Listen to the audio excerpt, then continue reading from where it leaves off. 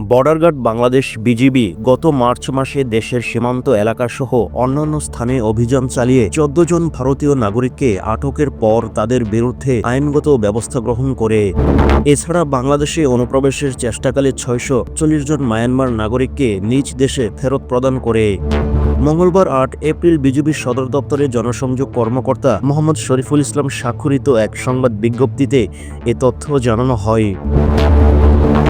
সংবাদ বিজ্ঞপ্তিতে আরও বলা হয়, সীমান্তে বিজিবির অভিযানে ইয়াবাসহ বিভিন্ন প্রকার মাদক পাচার এবং অন্যান্য চোরাচালানে জড়িত থাকার অভিযোগে ১৩৪ জন চোরাকারী এবং অবৈধভাবে সীমান্ত অতিক্রমের দায়ে ৩৩৭ জন বাংলাদেশি নাগরিকের বিরুদ্ধে ব্যবস্থা নেওয়া হয়। বিজিবি মার্চ মাসে সীমান্ত এলাকায় অভিযান চালিয়ে ১৫২,৮,৫৯,০০০ টাকা মূল্যের বিভিন্ন প্রকারের চোরাচালান পণ্য সামগ্রী জব্দ করতে সক্ষম হন।